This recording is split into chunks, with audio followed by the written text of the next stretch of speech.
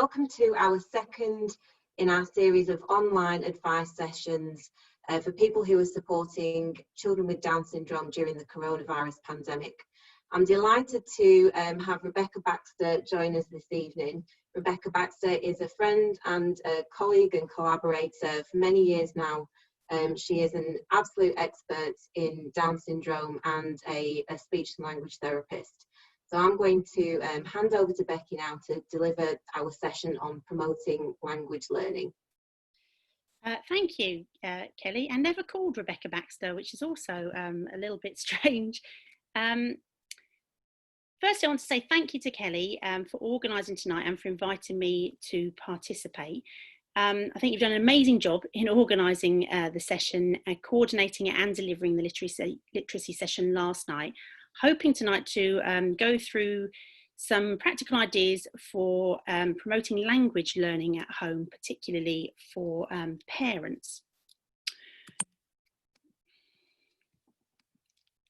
Okay, so what I'm going to try and do in the next half an hour, which is not an easy job, is to go through the key areas of speech and language for children with Down syndrome, but we're going to be particularly focusing on promoting language learning. So I'm going to be looking at setting targets. They might be as formal or as informal as you want to make them, and really giving you lots of practical ideas and activities. So we're particularly, when we were thinking about these sessions, thinking about delivering them to parents, but I know that there are some professionals, some educators who may be out there, and hopefully you'll find this useful as well.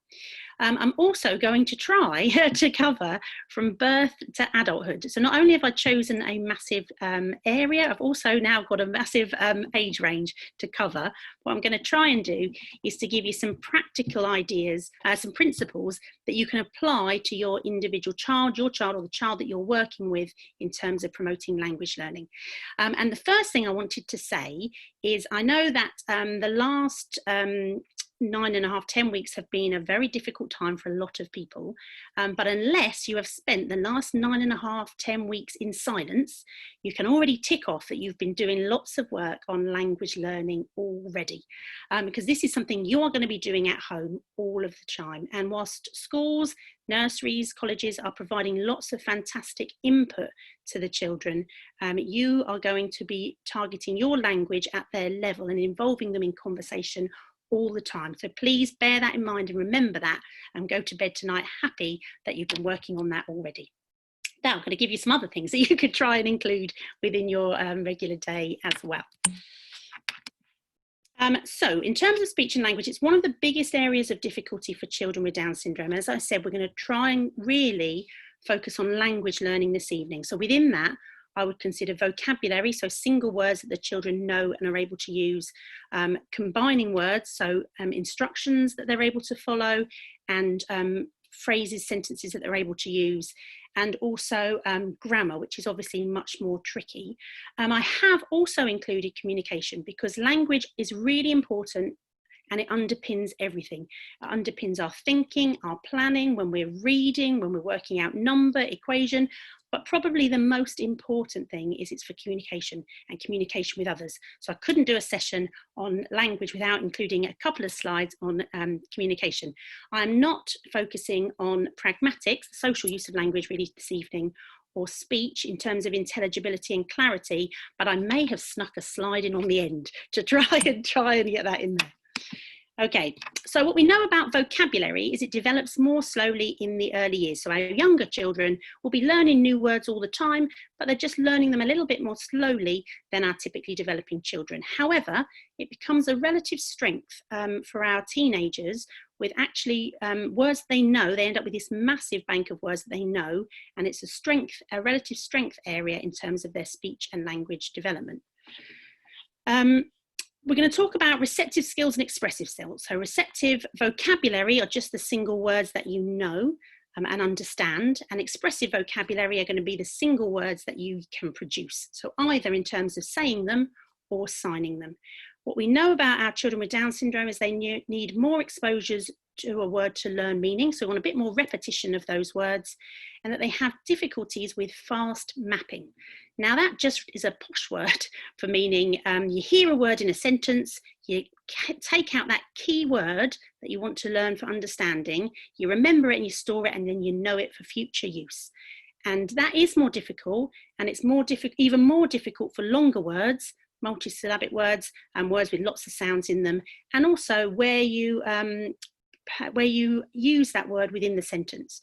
So if you were targeting the word reading, and you said, oh, we're going to do some reading, we're going to read a book about the Three Little Pigs, it makes it much more difficult for the child to hear and remember and capture and take out that word reading than if you'd said, oh, we've got a book about the Three Little Pigs and we're going to do some reading. What are we going to do? Reading.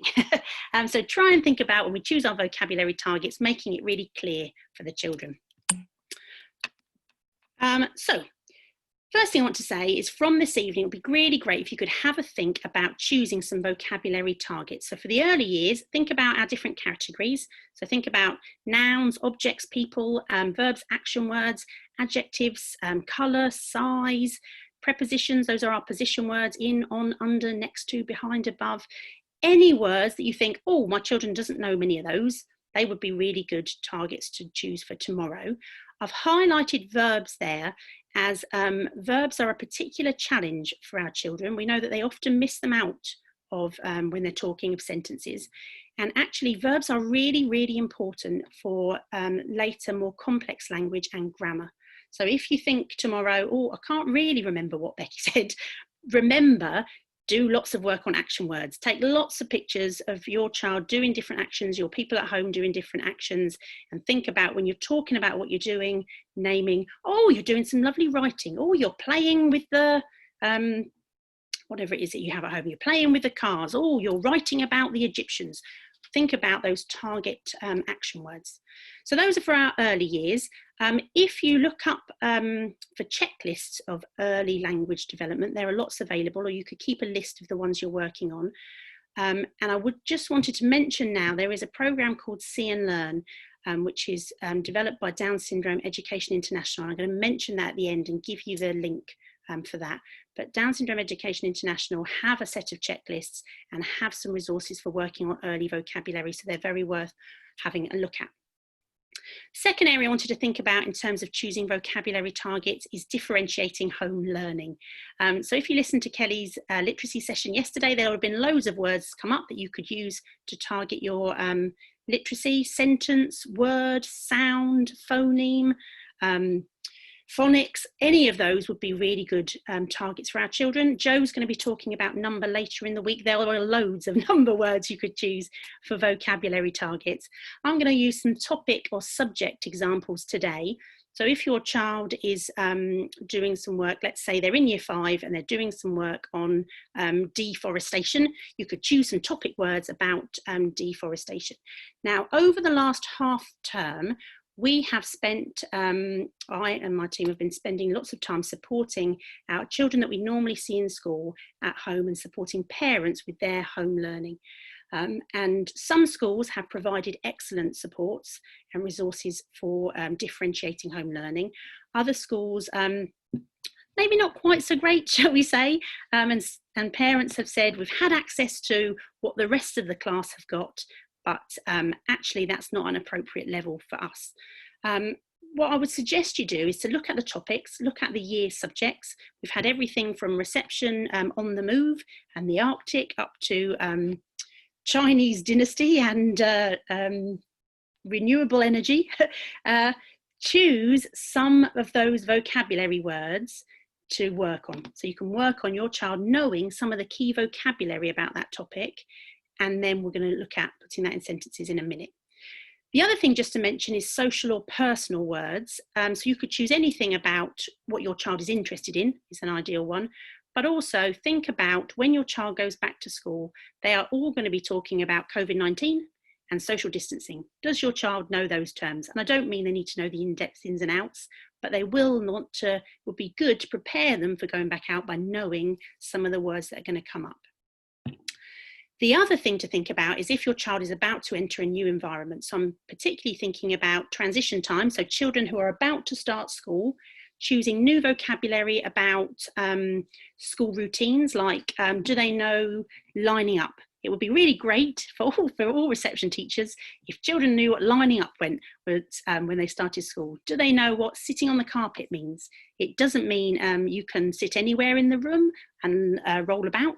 It means you're supposed to sit near the teacher's chair with your legs crossed and your hands in your lap. Think about teachers' names, and for children going into secondary school, think about new vocabulary there. Do they know what a form tutor is? Do they know what chemistry is, food technology? Any of those would be fantastic targets. So once you've chosen your target words, you need to get some pictures. So I would go to schools and say, oh, went on this great training online session. And they said, when you're thinking about differentiating my child's home learning, it would be really great if you could choose some vocabulary items and provide me with some pictures to support home learning. Or you can find those pictures yourself, or for the older students, being able to go onto Google, being able to search and type in the key vocabulary word, find an image, copy an image, really useful skills for secondary school.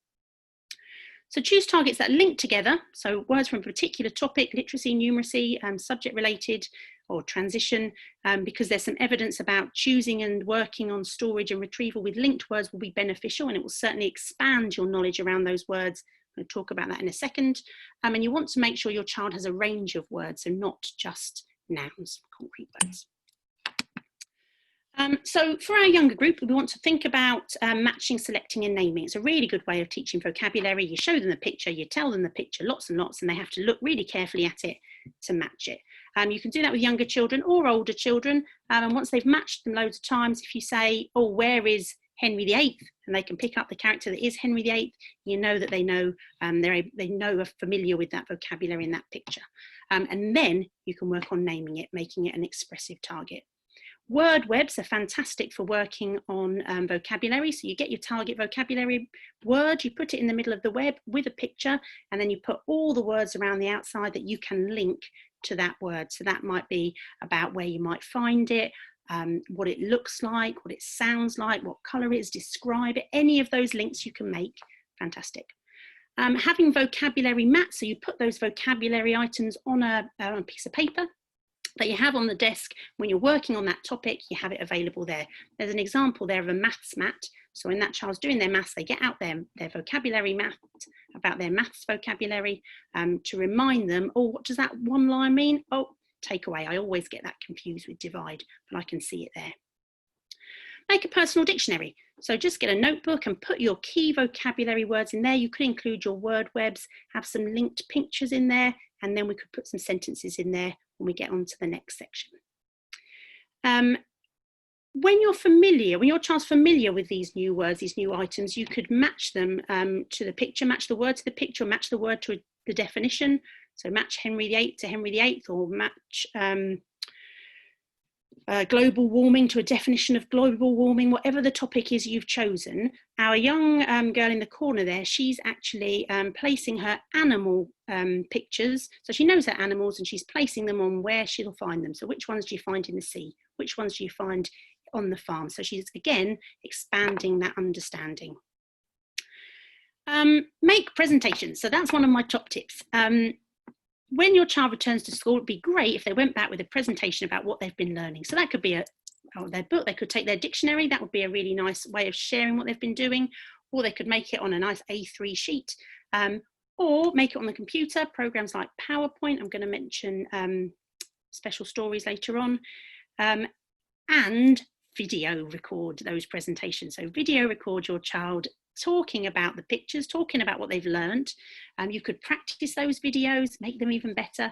But of course, as your child watches those videos back, and often they like to watch videos of themselves, they'll be doing additional learning and revision of that information. And it then gives them a thing to take back to school. So when they go, the rest of the class has been learning about the Chinese dynasty. Oh, me too. Here's what I've learned. Here's what I've learned about Henry VIII. Here's his wives.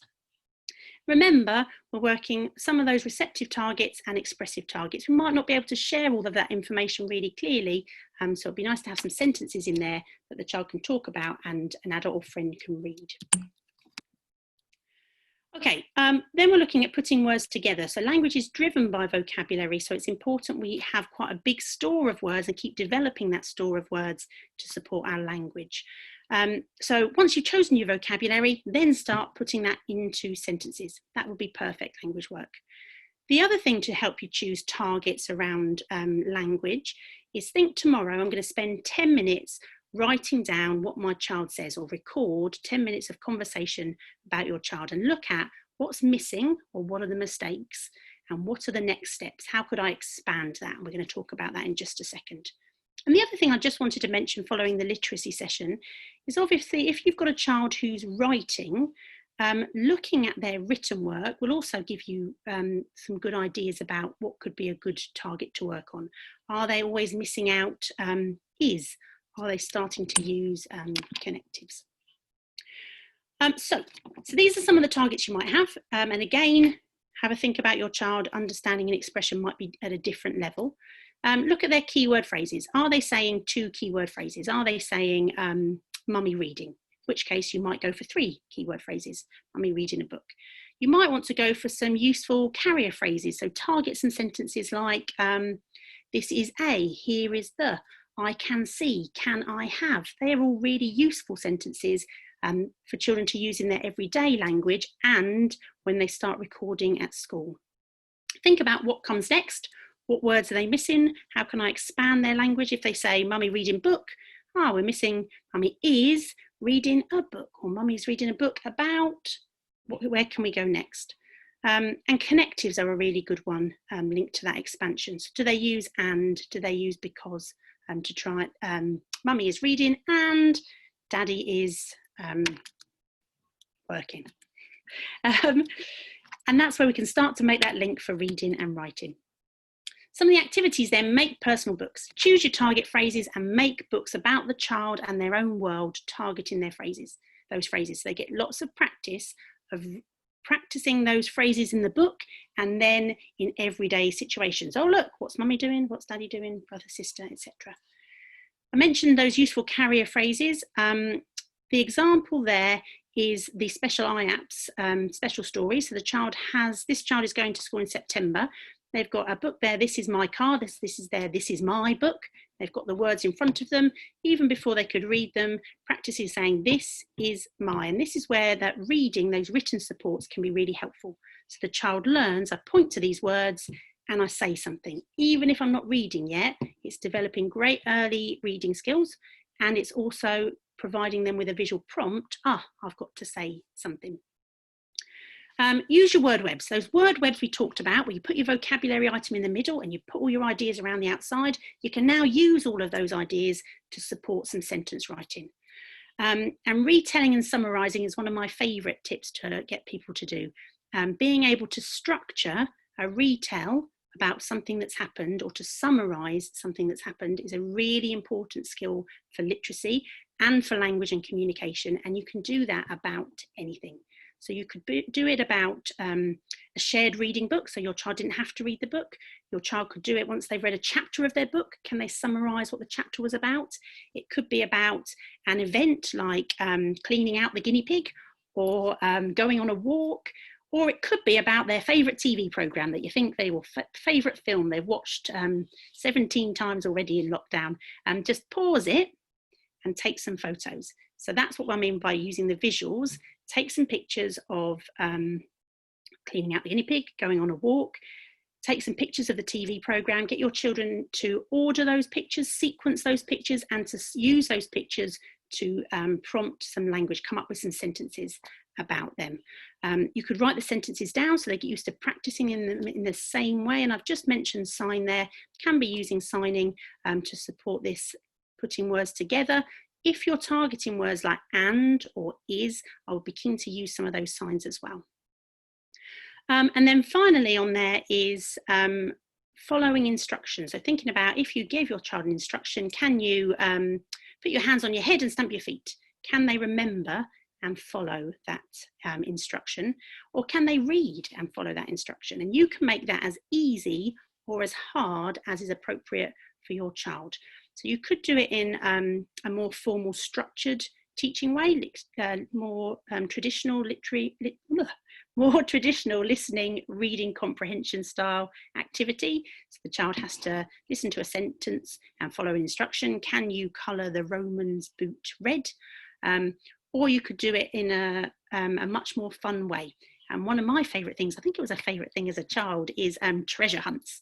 So the child has to listen to an instruction and go and find the treasure. So you could do it really simply. The treasure, whatever it might be, is under the teddy.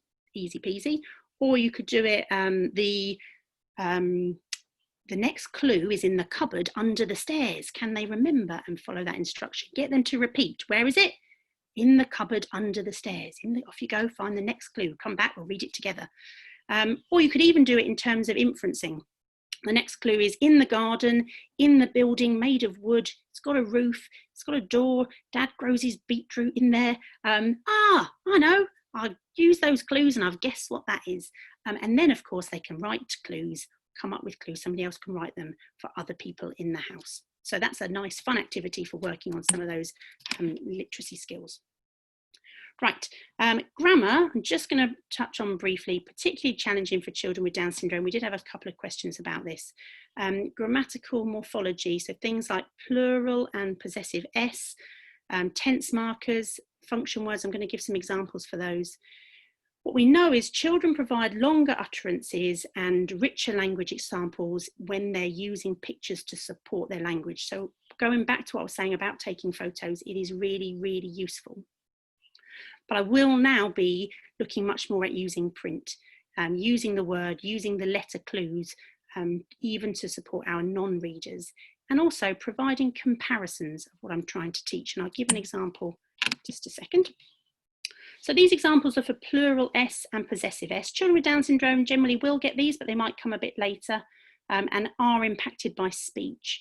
But you can see in terms of the comparison, I'm not just doing socks, shoes, ducks. I'm doing 1 sock, 5 socks. There's my comparison. This one's only 1, no S. This one's more than 1, and you can see there's my S. And you can match your S on there. The same for, you could have mummy and mummy's car for doing possessives, but you've got to make it really clear for them and prompt that speech. So you can say, oh, look, there's the S, even if they don't know it. So there it is. Socks. Can you say socks? Make it really clear for the children. This is an example from my research I've been doing at UCL, looking at teaching regular simple past tense to children with Down syndrome. So we had a set of pictures which were the is happening pictures. You can see the is and the ing there, and we had a set of pictures that were finished. So the girl is chopping, the girl chopped. So there's my comparison. That's what I'm teaching. And that's a really nice one for teaching at home in terms of you could take pictures of these actions. I mentioned verbs are really important earlier on. This is one of the reasons why they're so important. You could take pictures of different family members doing different things, and then of course having finished those things, but also visual timetable. What are we doing today? 9 o'clock we are jumping, Joe Wicks. 10 o'clock we are working. 11 o'clock we are playing, and at 11:30 we are watching TV. So that in the afternoon, at the end of the day, or even better the next day, you can look back and say, what did we do yesterday? We jumped, we worked, we played, we watched. I tell you what, let's write a postcard to Nan and Grandad or an email and tell them what we've been doing in lockdown. Those are some additional activities for grammar. So once you've got your sentences with your target grammar in there, those is and the ings and the ads and the connectives, you can cut them up, jumble them up, and get the children to put them back in the right order. Finding the target word in the text. So if your child is working on is, having some sentences about the Romans and going through and finding all the is or the was would be a good activity for them to do. Filling in the missing target word with those targets, reducing the amount of writing they've got to do. And the example there is a child where we're working on so and but, so they've got to choose which connective goes on the line. And it also came out that they were struggling with pronouns. So they have to go through and highlight all of the it's. So we practice raising their awareness of those words in their reading and then in their talking when they're reading back. Getting children to self-check, self-edit their work is another great skill for looking back and making corrections. It's there. They haven't got to remember what they said. They haven't got to rely on their speech clarity or their talking, although of course their speech clarity may well have an impact on their spelling and their writing, but it's a really good way of visually showing them the spellings, showing them the sounds that are there, and updating some of these words and these word patterns, sound patterns in their head. And I would have a visual reminder of their targets on their desk. So we're working on connectives, you might have, try to remember to use and, because, but, and so in my writing about. I like Henry VIII tonight. I said I couldn't go through the talk without mentioning communication skills. Children with Down syndrome typically have communication strengths. So we want to, from the early days, really try and encourage requesting and initiation.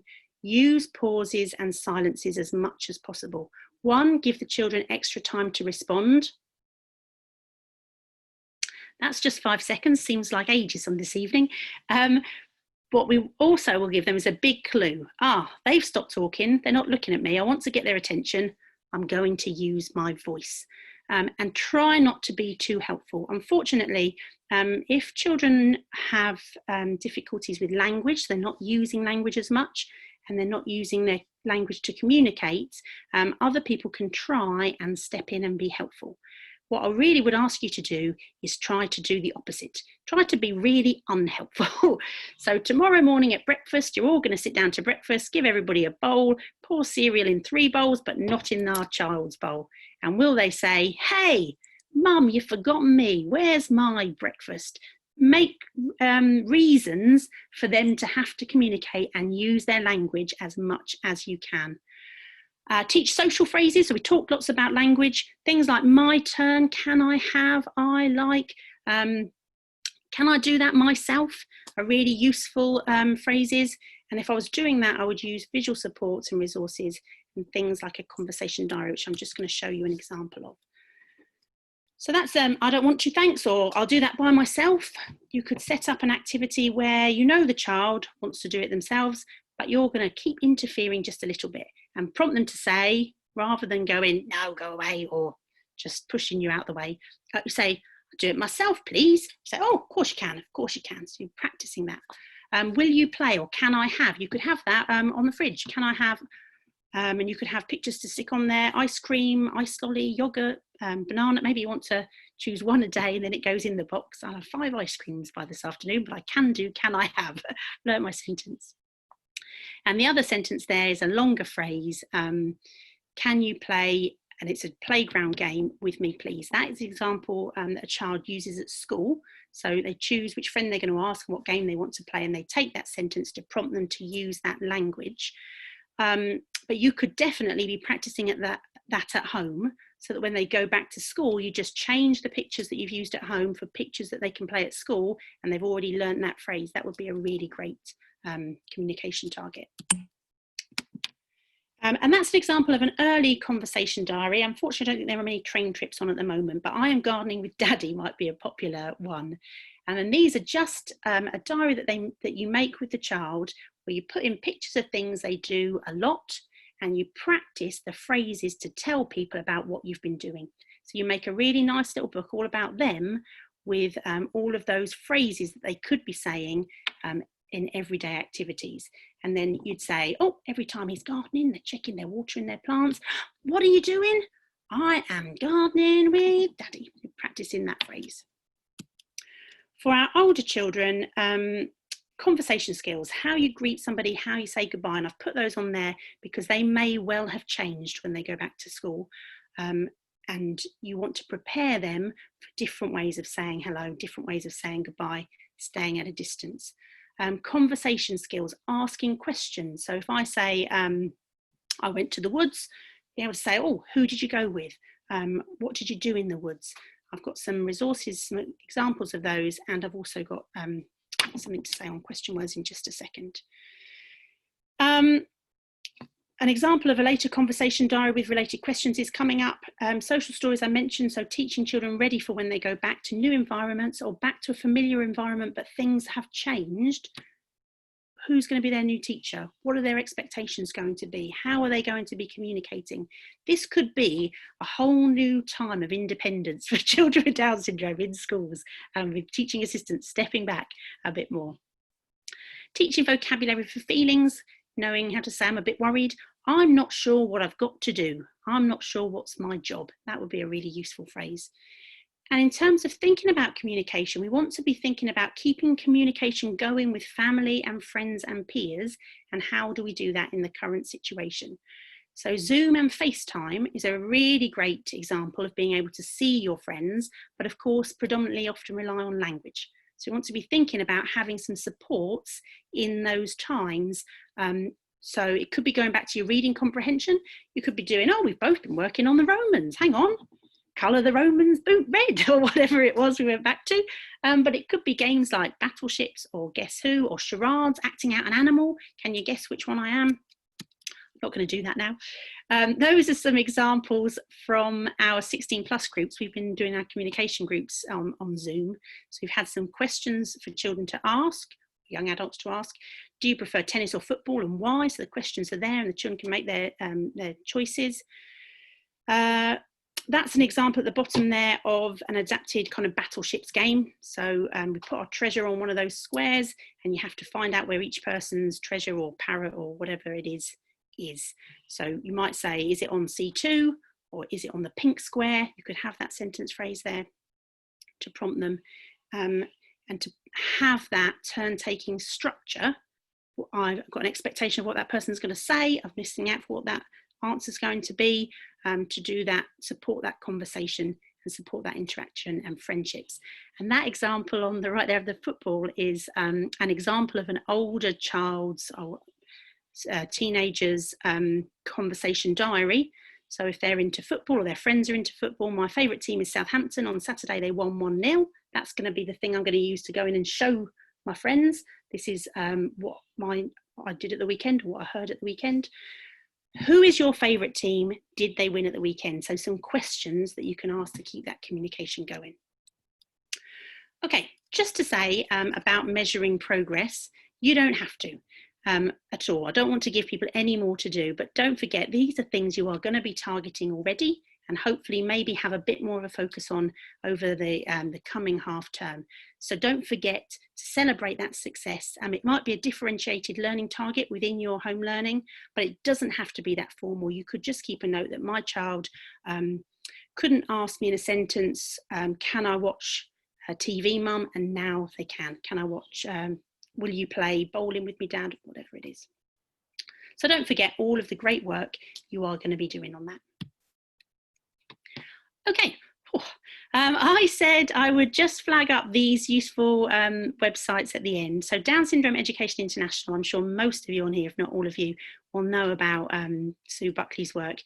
See and Learn, there are several strands to See and Learn. So there is a speech and a number strand, but I've been particularly talking tonight about their vocabulary and language strand.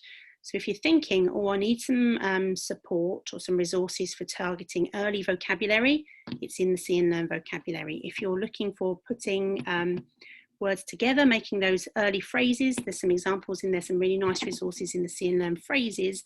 And now they've brought out the See and Learn sentences with some of those useful carrier sentences. Here is, look at, I like.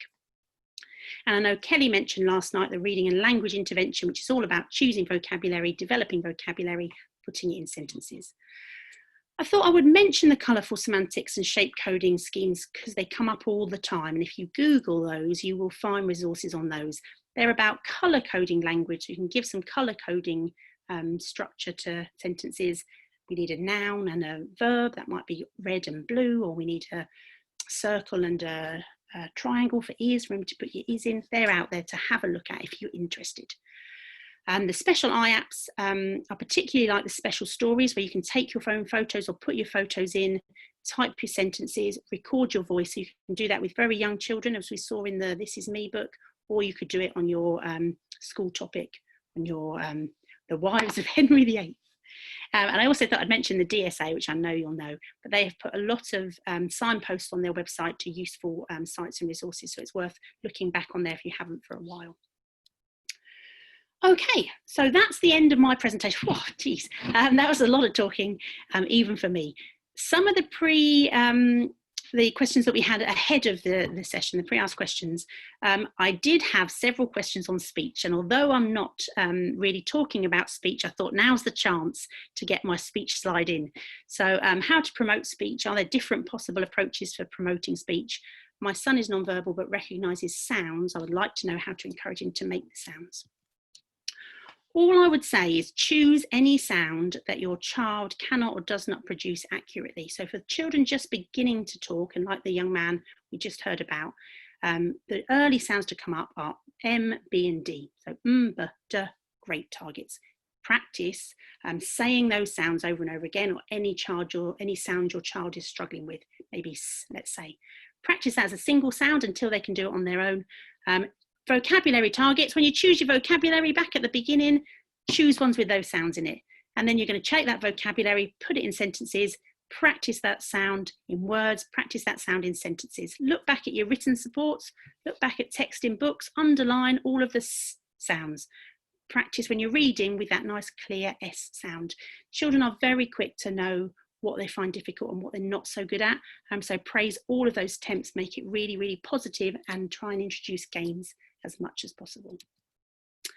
I have a special interest in language learning in bilingual children with Down syndrome. My child's first language is Italian, spoken at home, and his second language is English, spoken in school with friends.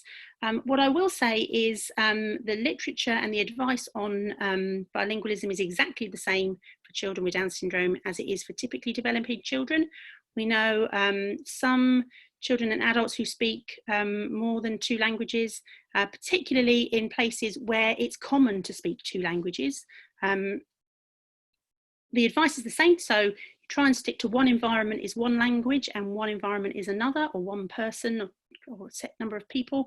I'm not sure how realistic that is in everyday real life, but if you think about the targets we've talked about today, you could have a cereal box with a picture of your school on the front and a picture of your family on another one. And you're going to say, oh, here's our vocabulary. What is it in English? What do our English friends say at school? Goes in there. What do our Italian family say at home? Put that one in there. We are really struggling to support child in his language development. He engages much better with his SLT specialist. I would like to say, some parents say this about me, and I like to think it's because I'm amazing.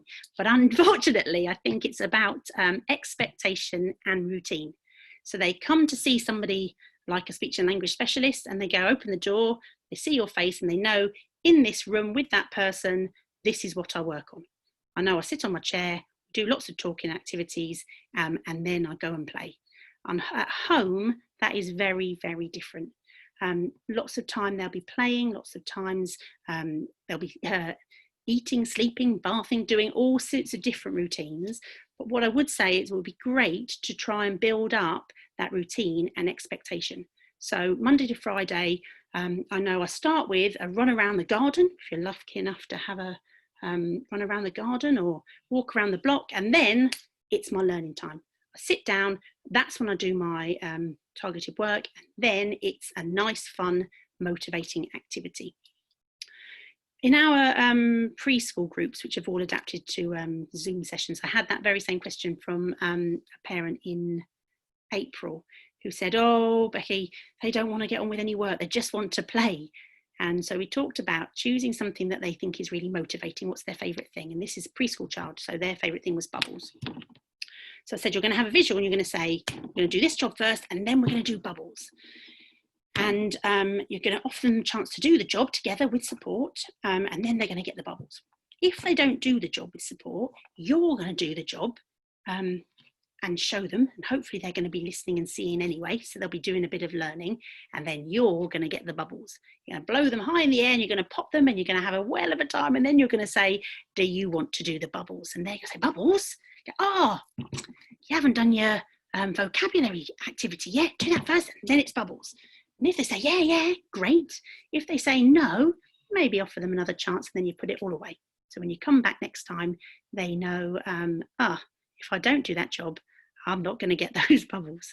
For older children, it might be you come back after you run around the garden, walk around the block, you write your 5 jobs you've got to do, and you put on the end whatever is the the motivating job. Everybody has a list, brother, sister, mum, dad, whoever's there, and you're all going to tick them off. Oh, I've done my one. How many have you done? How many have you got left? And when you've done it, everybody else gets to do the fun activity and you get to join in when you've done yours. I want to help with aiding my daughter's comprehension skills and her ability to ask and answer questions. So this came up last night in Kelly's session, and I just wanted to really kind of make it really clear. Question words are tricky. We know question words are tricky for lots of children with speech and language difficulty and for children with Down syndrome. If your child read the sentence, Biff and Chip are at the beach, and you then ask them the question, who went to the beach? If they don't understand the question word who, they're not going to understand the question type that you're asking them. And actually, if we look at the other words in that sentence, went, past tense, irregular verb, not in our original target sentence. It didn't say Biff and Chip went to the beach. So went and to aren't even in there. So if you don't understand those words, that vocabulary, you're really just saying the beach. So if they reply with sand, I'd say that's a fair enough answer to your question.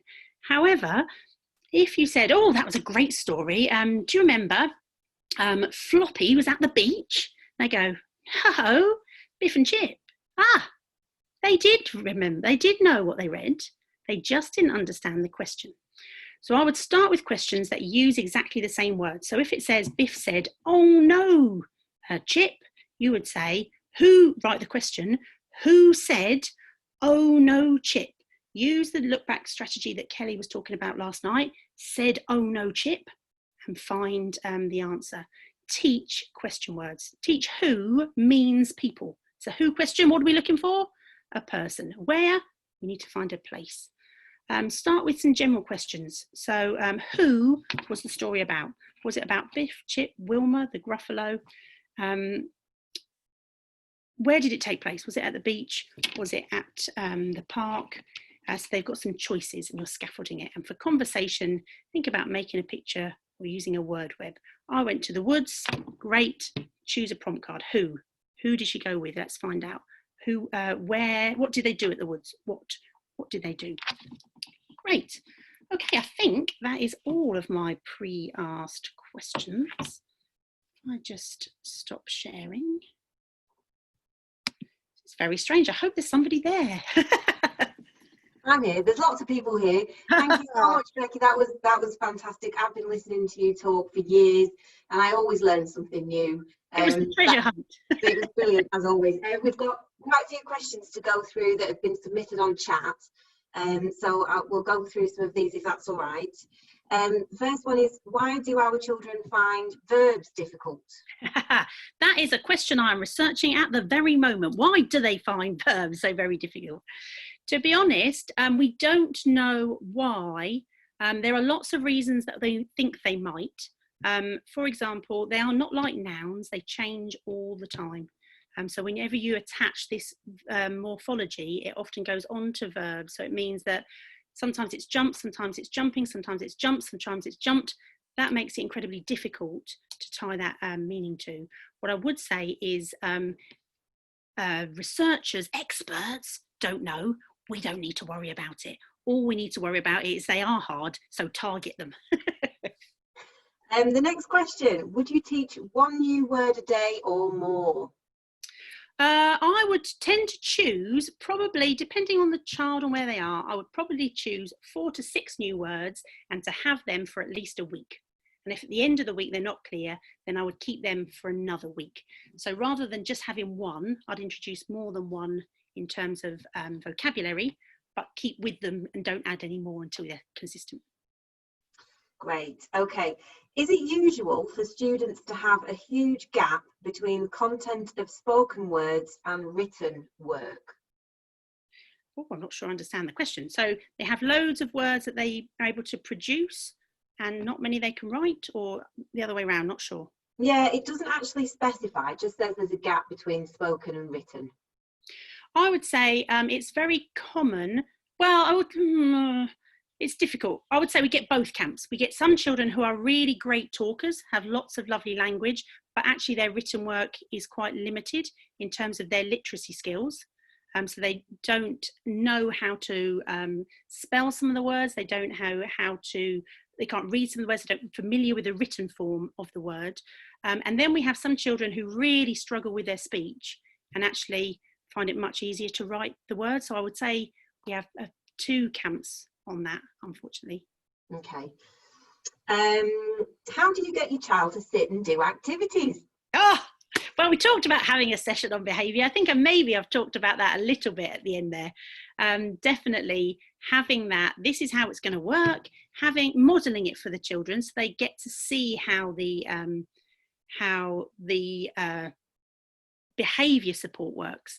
We do the activity, then we get the fun. Or we do 3 activities, we get the fun. Start with fun activities.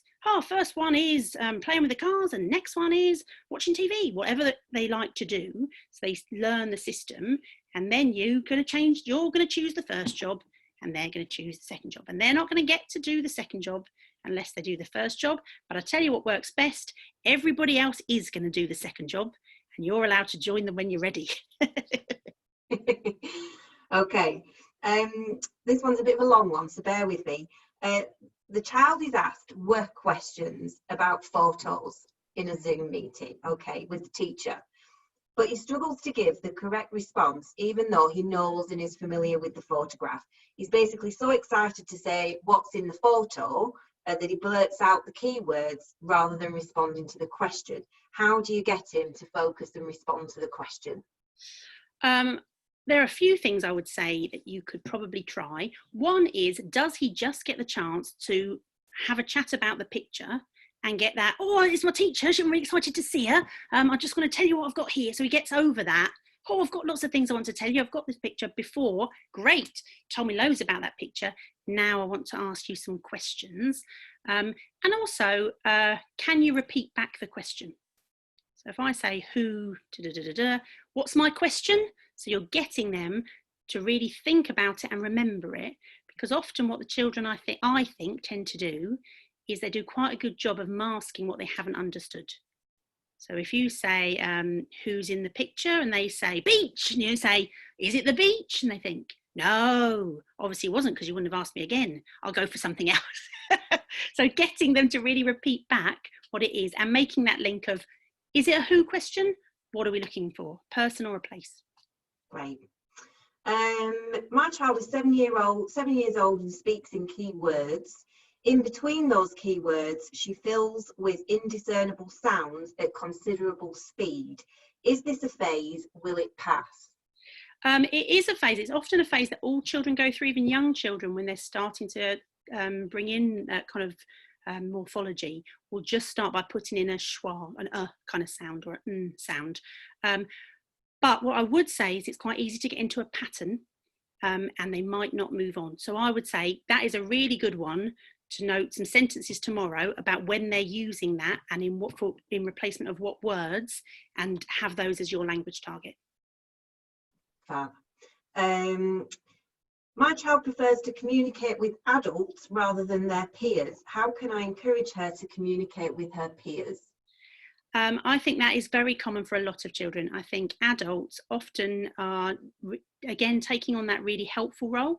They talk, they let the child talk about themselves. They don't have to take turns or ask questions about what they did at their weekend. It's all about them. They provide the structure and they provide the supports. So I think there's 2 things you can do. One is to give them some visuals to take to friends and praise and reward that, building that expectation. So social story, I have got my new conversation diary. It asks questions of my friends. I'm going to find out the answers and I'm going to tell whoever it is. Wow, you asked some great questions today. You're going on the wall or what have you. And the other one is deciding who are their close friends. Because though that little group you want to do some work on about, Becky's going to be coming in tomorrow with her new conversation diary. And we want to make time for you to be able to ask questions and talk about that with her, and be very clear that it's not for the adult. The adult might want to have a look and might want to have a chat, often do, but actually it's not for them. So have that clear message, it's for talking with your friends. Great. I think we've got time for maybe one more. advice about the 14-year-old who has started stammering and the stammering is getting more pronounced. So stammering or difficulties with fluency are very common in children with Down syndrome, and they often will go, like all children, they'll often go through a phase, but 14 is quite old, and if it was me, I'd be thinking, has it been going on for more than a couple of months? I'd be wanting to think about what we can do about it. So I would keep a diary. Are there any sounds that you know it happens on a lot? If so, if you think they always do it on k or g, they're really common ones to do it on, build up of air. I'm going to practice just relaxing and saying those sounds and words really clearly. If you think it's always when they're tired, think about things you can do in terms of putting in some supports at those times. I've got something I want to say, come back to me in a minute. Yeah, and if it's any patterns in when it occurs, so if it's when they're under pressure or everybody else is trying to talk and they haven't got enough time, or they're really excited is a good one. Work on slowing down your talking and play games, record yourself talking slowly, talking quickly. Oh, I need to go and practice talking slowly now. Thanks so much. The last thing I just want to mention was a comment from a participant rather than a question, which was to say, Becky, it is because you are amazing. Fantastic session. Thank you very much. And can I echo that, Becky? That was fantastic. And thank you so much for delivering that for us this evening. Just a few key messages for everybody, please, before we sign off for tonight. The first is to say the recordings of the sessions will be available next week. We will share those on social media. We will advertise to you how to access those recordings in exactly the same way by which we advertise the sessions. So if you heard about the session through your local support group, you will also hear about how to access the recordings through your local support group. Having said that, because you've registered for the session, I have your email address, so I will also email you directly with information about how to access the recordings. The next thing I'd just like to say is I'm sure you'll all appreciate that Becky is extremely busy. She does lots of work and actually is probably the most busiest person I know. So unfortunately, Becky won't be able to answer any of your personal emails asking for some personal advice, but I'm sure that tonight has given you lots of amazing activities and ideas to try at home to at least get you started. The last thing I want to say is please do go and fill in our evaluation survey. It's a very short survey. I think there are only about 6 questions and it really does help us to evaluate the work that we've done. I've posted a link in the chat, so you'll be able to click directly onto that link to access the survey and to fill that in for us, please. That we'd be very grateful for your responses. Lastly, I just want to flag that tomorrow night we have a session on early intervention, which will be fantastic. So please join us again then. Thank you very much again to Becky, and we hope to see you tomorrow. All right, thank you very much. Good night.